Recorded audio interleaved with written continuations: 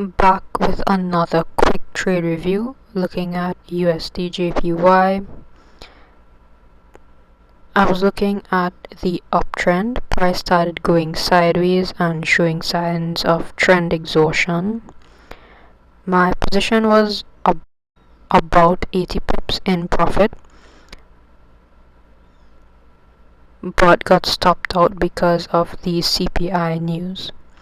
Now this is an example of why trade management is important. While I was content with my stop loss, this could have easily been avoided. So looking at the uptrending trend line, once price breaks and retests, I'll be looking to enter the sell again. However, I am waiting for the CPI news to settle. Remember to check out all the links below. There's tons of helpful resources. That being said, thanks for watching and I'll catch you guys in the next one.